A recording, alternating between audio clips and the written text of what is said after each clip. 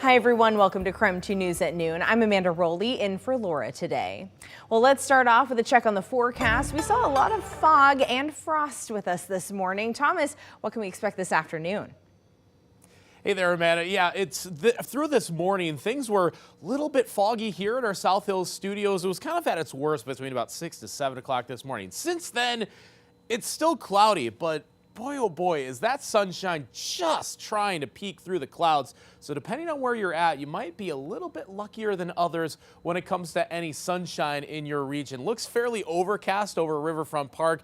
The airport's still reporting that fog and quarter-mile visibilities at the moment. But again, other spots doing a lot better as of this morning. But when these clouds are stuck in place like this, the temperatures will be hard-pressed to budge. So this is a good signal that, well, it's 29. Spokane's still foggy, but 38 in Coeur d'Alene, where the sun has gotten out, 36 as well in Pullman. So there are plenty of spots where the sunshine is out. The temperatures are reacting to that. Just other spots still need a couple more hours to get rid of the fog. But Doppler radar, not going to see anything for today, nor tomorrow, nor the next day, or really the next 7 days. A quiet forecast overall. And if we're lucky, we get sunshine just kind of day after day. But coming up, I'm looking at the long-term outlook because some days starting this weekend are going to start to get a bit colder overall. So coming up, we'll show you how much colder that we are talking about. We'll give you a detailed look at where all that fog and low cloud cover is still lingering through this morning. All right, thank you, Thomas. We'll check in a bit. New at noon. In the past hour, on outgoing Washington Governor Jay Inslee delivered his final State of the State address. Come to you with such pride in and gratitude for our state. It was my life's honor to be elected governor 3 times, to work for the people of Washington now for 12 years. This is a place that means everything to me and Trudy. And man, I do love this state. Inslee chose not to run for re-election. Governor-elect Bob Ferguson will be sworn in at noon tomorrow.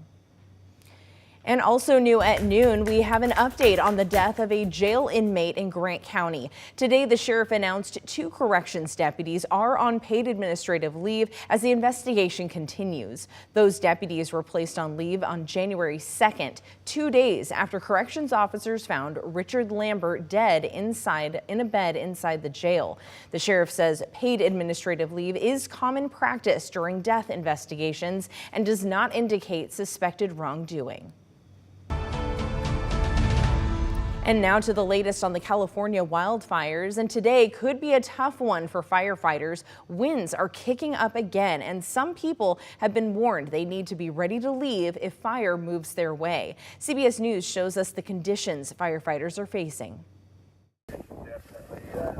The extreme fire danger is real, with another blaze breaking out last night north of LA in Ventura County, forcing evacuations.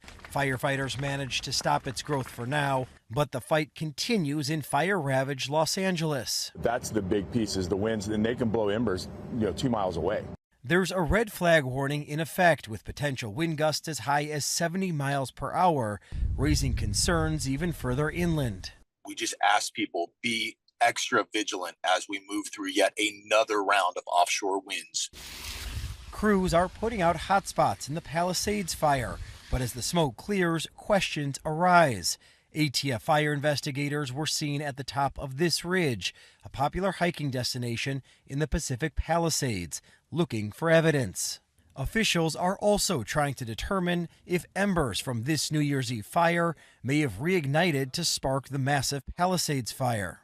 Residents who lost property in the Eaton fire in Altadena have filed lawsuits against Southern California Edison, claiming the utility triggered the blaze. The company says the cause of the fire is still under investigation. A few miles from the front lines, this Malibu beach has transformed into a temporary home base for thousands of firefighters to eat, sleep, and recharge. We just eat whenever we can because we never know when we're going to have to go up there and fight a fire. Inmates from California prisons prepare food and coffee. It's an honor and a privilege to be here, serving the community, paying my debt to society. A team effort in these devastating fires.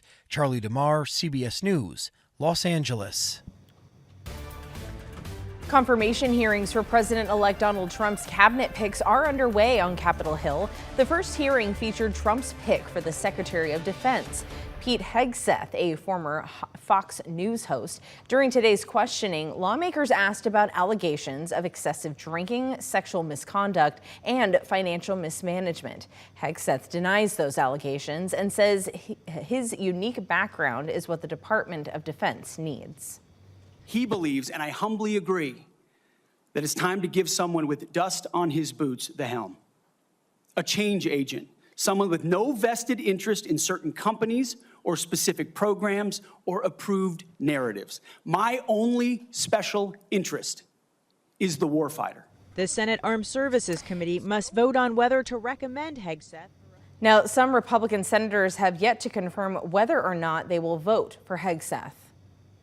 And today we are getting our first look at Special Counsel Jack Smith's report on President-elect Trump's attempt to overturn the results of the 2020 presidential election. The Department of Justice released the report. CBS News has details about what the investigation found.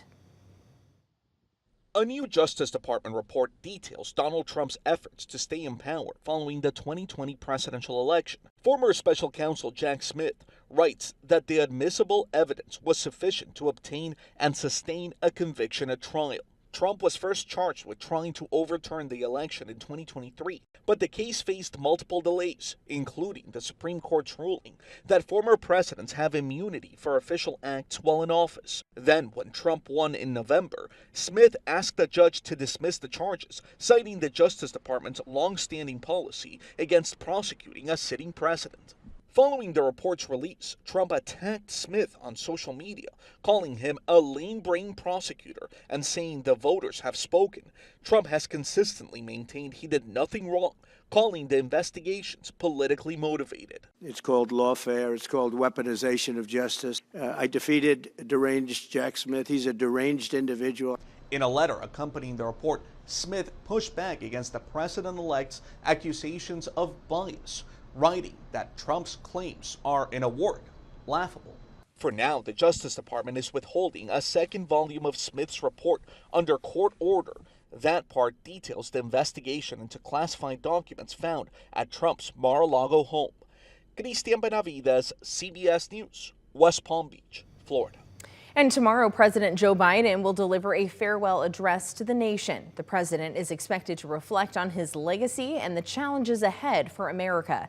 The speech will be delivered from the Oval Office at 5 p.m. our time. You can watch it right here live on KREM 2.